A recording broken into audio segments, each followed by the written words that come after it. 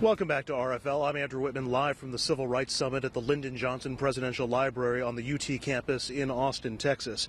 And as we continue our focus on civil rights and the icons of the civil rights movement, they go beyond the people who just marched in the streets like the Martin Luther Kings of the world. There are icons in the sports and pop culture realms as well.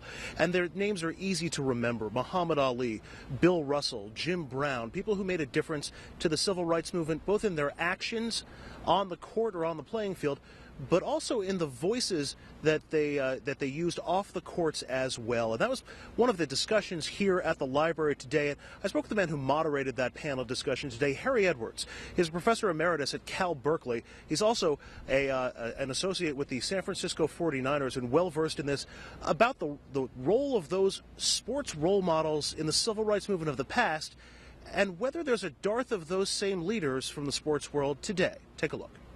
Professor, how critical do you think sports and pop culture is in breaking down some of the barriers that remain in our society and certainly have been used in the past to do so? Oh, it's absolutely critical. I think that we have to figure out what is the role of sport within the context that we live today. In hindsight, it's very clear that Jackie Robinson was our Gandhi. He was the one that exposed black America and white America to nonviolent direct action 10 years before Dr. King ever came on the scene in 1956.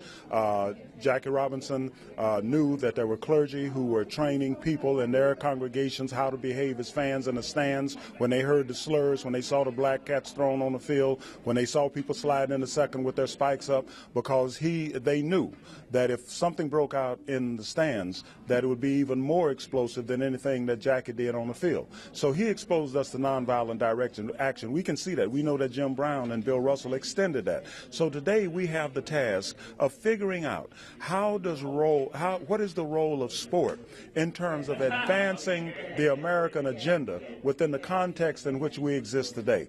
And one thing is clear: it has to involve everybody. We have to involve women. We have to involve gays. We have to understand what's happening in that regard. And sport has a role in that regard. That's why it's important what Jason Collins has done. It's important that Quaim Harris came out. It's important that Brittany Griner came out. It's important that Mike Sam came out. If he never plays a down of professional football, it's important because it helps us to move this ball up the field. Jackie Robinson, Jim Brown, Bill Russell were superstar athletes on the field and icons off the field. Are today's superstar athletes dropping the ball on that legacy in terms of taking it off the field? You know what? I'm going to be perfectly honest with you. I think it's too early to tell. As I go back and look at the history of this thing, every generation, whether we're talking about going back to Jack Johnson, a superstar athlete, arose and did some things that were counter to prevailing expectations. Then we have Jesse Owens and Joe Louis. Paul Robeson did things that nobody really expected them to do, even though they were only honored in many ways internationally, more so than at home. Then Jackie Robinson came along. Then the two most transformative athletes of their generation, Bill Russell and Jim Brown, who bridged the gap between Joe Louis and Muhammad Ali, between Jesse Owens and Tommy Smith and John Carlos, between Jackie Robinson and Kurt Flood, came along and advanced the ball again. But the thing that I've always noticed in every single case is that nobody saw them coming. Not our best sociological minds, not our best political and analytical minds. Nobody saw them coming. But when they arrived, they were right on time. So when you ask me, are these athletes dropping the ball? Well, the fact that we can't see these people coming in terms of that leadership role doesn't mean that they're not on their way. Finally, do you think the dollars in sports today, especially in the big pro sports, in any way inhibits people from speaking out on other issues for fear of alienating potential members of their audience?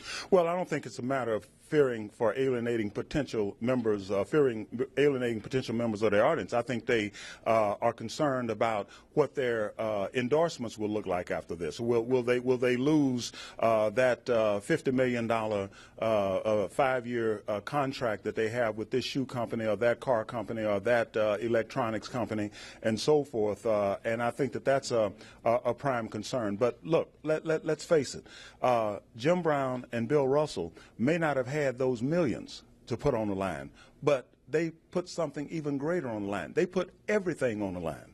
And so I'm encouraged that the money won't substantially eliminate that leadership potentiality, because I have seen men and women who put everything on the line. And once you put everything on the line, the numbers don't matter. But just in this context, then, should the onus then be on the advertisers to assist the athletes who are in the position and let them know, hey, the advertising dollars are still there if you need to say what's on your mind? Well, I'm a whole lot less optimistic about the advertisers and the corporate interest who these athletes hold so many sponsorships for, that they will step up to the plate and do that, because they're in business. They're in the business of making money. They're not in the business of social change. They're not in the business of restructuring the pay scales for women versus men. They're in the business of making money, and whatever makes money is what they're going to be behind. Right. And they know that people who are not progressive buy gym shoes too. So that I think that's where that is. I think it always comes down to that person who decides that it is time for me to move, because if not me, then who? And if not now, despite the money and everything that I have on the line, then when? Agree with him or not, certainly a lot to think about, courtesy of the professor there and all the people that we've been able to talk to here at the Civil Rights Summit in Austin. Rich? Andrew, thank you very much. I know we'll be checking back in with you tomorrow in Austin as well. And Dominic, just on that point, people, I think, from this generation don't realize how much of a giant Ali was when it came to civil rights, the stand that he took with Vietnam, and Russell putting his voice out there. But he wasn't just a player, he was a coach. I mean, Jim Brown leaving the NFL in the middle of his prime. And it's easy for us to say, when the LeBrons of the world, who give so much money to charity, they really are invested in communities, but they're not going to take political stands. Michael Jordan, people waited and waited, and it's never happened, and I don't think it ever will. He said, that's not my job, Republicans or whatever buy sneakers too, whatever he said. So it's a tough line here, but it would make a huge difference.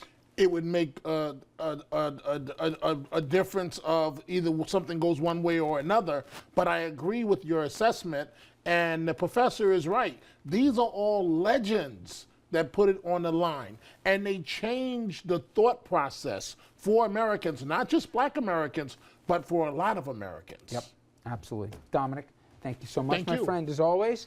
I'll see Dominic, of course, here at the top of the hour tomorrow night. But when we come back on RFL, as we do every Wednesday night, we take a look here at some of the big legal challenges that we're seeing, not just stateside and in our region, but even internationally, like the Oscar Pistorius trial here. I got some questions for a panel on that and much more after this.